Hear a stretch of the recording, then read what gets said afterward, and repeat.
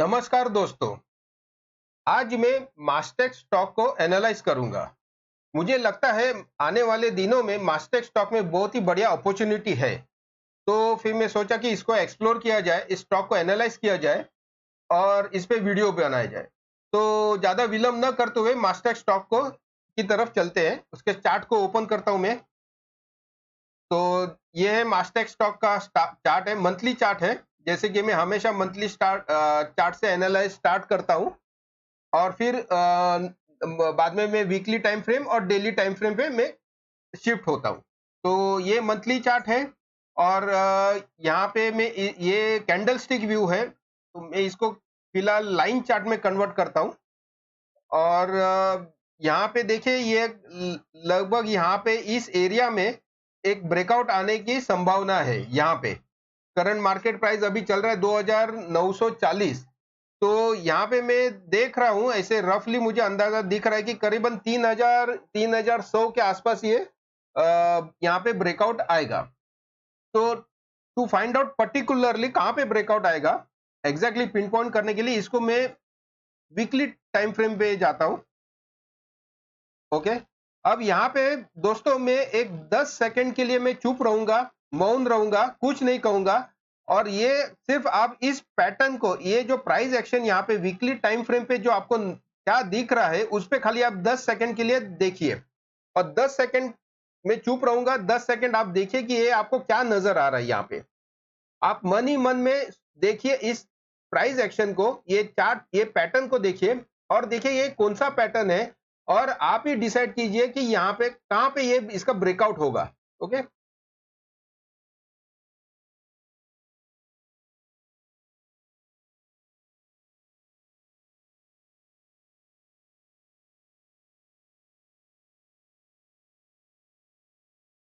तो दोस्तों 10 सेकंड हो चुके हैं और आशा करता हूं कि आपने ये जो पैटर्न को रिकॉग्नाइज कर लिया होगा। बहुत ही कॉमन पैटर्न है और जो भी ये स्टॉक मार्केट में ट्रेडिंग करते हैं ऑन रेगुलर बेसिस में और जिनको थोड़ा बहुत ज्ञान है, तो ये पैटर्न को रिकॉग्नाइज कर लिया होगा। और नहीं तो अगर कोई नया स्टॉक मार्केट में अब अभी फिलहाल में काम शुरू किया है, तो यहाँ पे आप देख सकते हैं कि this is a very famous and common pattern है और वो है कप एंड हैंडल पैटर्न। यहाँ पे देखिए कप एंड हैंडल पैटर्न है। मैंने यहाँ पे अभी तक सपोर्ट और रेजिस्टेंस का लाइन डाला नहीं है। अब मैं यहाँ पे सपोर्ट और रेजिस्टेंस का लाइन डाल देता हूँ, तो आपको परफेक्टली अंदाजा आ जाएगा, दिखेगा कि ये कप एंड हैंडल पैटर्न है। देखिए मैंने अभी यहाँ पे सपोर्ट और रेजिस्टेंस, फिलहाल अभी ये रेजिस्टेंस का काम है। यहाँ पे ये रेजिस्टेंस है, मैं इसको थोड़ा जूम करता हूँ। देखिए यहाँ पे ये रेजिस्टेंस है, यहाँ पे रेजिस्टेंस है, यहाँ पे भी देखिए रेजिस्टेंस है, यहाँ पे भी देखिए रेजिस्टेंस है। तो ये जो हॉरिजॉन्टल लाइन है, this horizontal line is a very strong resistance zone. ये जो जोन है वेरी स्ट्रॉन्ग रेजिस्टेंस जोन है।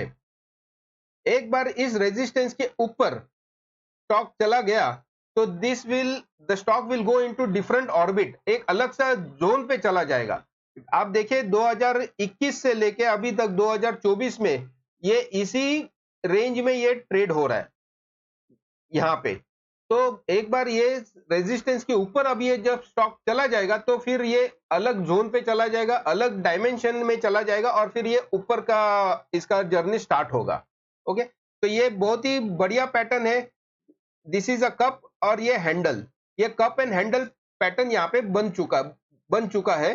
एंड यहाँ पे देखिए इस एरिया में अभी हम इसको इस एरिया में फोकस करते हैं, क्योंकि यहाँ यहीं पे सॉरी, यहीं पे ये ब्रेकआउट आने वाला है। तो इसको मैं जूम करता हूं एंड इसी को हम अभी कॉन्सेंट्रेट करते हैं इसी एरिया में। ओके, इसी एरिया में अभी ये ब्रेकआउट आने वाला है। ओके, तो अब एग्जैक्टली कहां पे हम बाय करेंगे, इसको जानने के लिए मैं इसको डेली टाइम फ्रेम पे जाता हूं एंड देन वी विल यहाँ पे देखते हैं। ओके, अब डेली टाइम फ्रेम पे देखिए, ये यहाँ पे इसका जो हाई है 3124, यानी मोटा मोटा ये 3100 के ऊपर अगर इसने क्लोजिंग दे दिया तो यहाँ पे बाय बनता है। ओके, तो ये एक अपने को क्लियरली पता चल गया कि 3125 के ऊपर अगर इस ये स्टॉक चला गया तो यहाँ पे बाय बनता है। ओके, अब और हम थोड़ा गहराई में जाते हैं, थोड़ा डीपली देखते हैं कि कहाँ पे और हमें फायदा मिल सकता है। तो मैं यहाँ पे देखिए, और एक मैं यहाँ पे लगभग मुझे जो दिख रहा है ये देखिए। ओके, अब ये जो हाई है यहाँ पे, ये जो हाई है अराउंड 3035, ये जो हाई है 3035, मेरे हिसाब से 3035 के ऊपर भी अगर क्लोजिंग आ गया, डेली टाइम फ्रेम पे क्लोजिंग आ गया तो यहाँ पे बाय बनता है। अदरवाइज 3125 के ऊपर तो बाय बनता ही है, इसके ऊपर चला जाएगा तो बाय बनता ही है। मेरे हिसाब से 3035 3035 के ऊपर भी अगर डेली क्लोजिंग आती है तो यहाँ पे बाय बनता है। तो ये दोनों ऑप्शंस है। और दूसरा बात ये आप देखते हैं कि ये हायर लोज बनाते जा रहा है। यहाँ पे भी मैं एक ट्रेंड लाइन डाल देता हूँ। यहाँ पे देखिए ये एक मस्त पे कि हायर लोज बनाते जा रहा है। ये लो बना है, अभी यहाँ पे लो बना है, अभी ये यहाँ पे भी ये थोड़ा ट्रेड करके ऊपर, ये यहाँ पे तीसरा लो बनाने के बाद ये ऊपर की तरफ भागेगा। ओके, अब और एक मैं यहाँ पे आपको बताना चाहता हूँ कि देखिए, इसको मैं वीकली टाइम फ्रेम पे कन्वर्ट करता हूँ और फिर आप देखिए ये क्या दिख रहा है यहाँ पे आपको। हम इसको, ये जो मैंने रेड लाइन जो डाला है, this red line is, let me check again, ये 20 EMA का रेड लाइन है। 20 EMA का red line on weekly time frame पे, मैं वीकली टाइम फ्रेम पे आ गया हूं फिर से। अब ब्रेकआउट हमें कहां पे बाय करना है ये तो पता चल गया। अब ये इस लाइन को देखिए, ये जो रेड लाइन है दिस इज 20 EMA। यहाँ पे हम पास्ट में जाते हैं कि 20 EMA कैसे परफॉर्म करता है, द स्टॉक और 20 EMA का, स्टॉक प्राइस और 20 EMA का क्या रिलेशन है।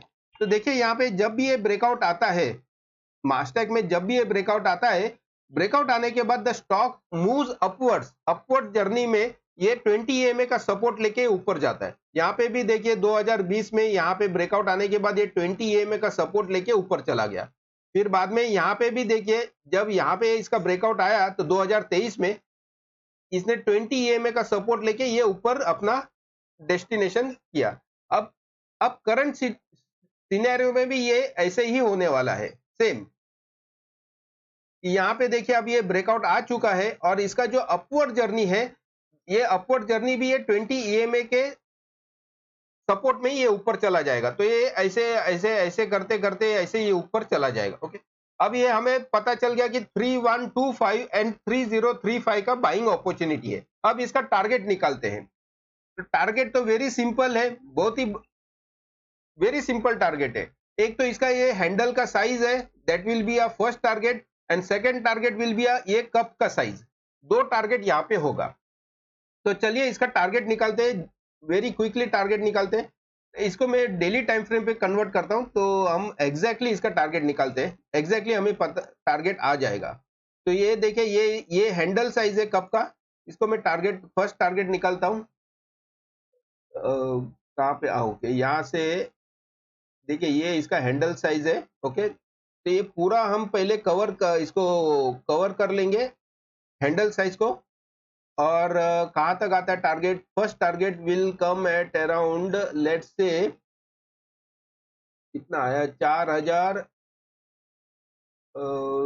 यहाँ पे देखता हूँ, यहाँ yes this yes 3900, 3900 is a first target. Okay, और अभी now we will find a second target. Second target निकालते हैं, ये कप का साइज यहां से लेके करीबन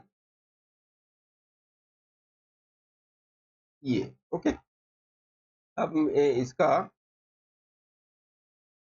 कहाँ तक आया second target. Okay, second target कहाँ तक लेके जाता है अपने को देखते हैं। फर्स्ट टारगेट हो गया, सेकंड टारगेट। ओके, अब now second target has come at around 4600। तो देखिए हमने दो टारगेट यहाँ पे निकाल दिया। बाइंग होता है 3125 या 3035 के यहाँ पे बाइंग होता है। And the first target is, यहाँ पे मैं हॉरिजॉन्टल लाइन डाल देता हूँ फर्स्ट टारगेट के पास। सॉरी, इसको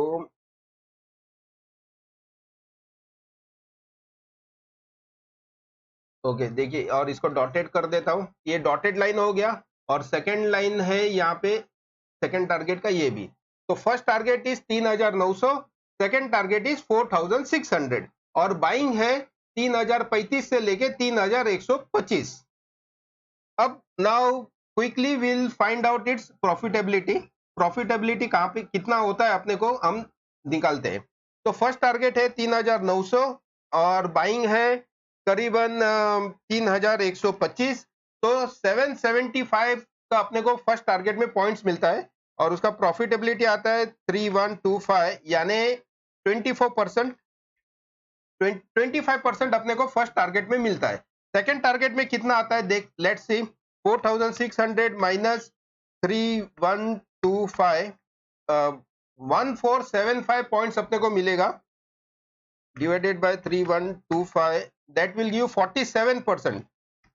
तो बहुत ही बढ़िया ट्रेड है। फर्स्ट टारगेट में लगभग 25% एंड सेकंड टारगेट में लगभग 47 to 50%। तो ये बहुत ही सेफ टारगेट है, सेफ ट्रेड होगा, और इसमें बहुत ही बढ़िया प्रॉफिट हम एक्सपेक्ट कर सकते हैं। तो दोस्तों ये था मास्टेक का एनालिसिस। आशा करता हूं कि इस स्टॉक के रिलेटेड आपको काफी कुछ सीखने को मिला होगा, और आपके काफी कुछ डाउट्स क्लियर भी हुए होंगे। अगर ये एनालिसिस आपको अच्छा लगा तो काइंडली लाइक बटन क्लिक कीजिए, चैनल को सब्सक्राइब कीजिए, और इसी तरह मैं कल वापस एक नए स्टॉक को आपके सामने प्रस्तुत करूंगा। तब तक के लिए धन्यवाद।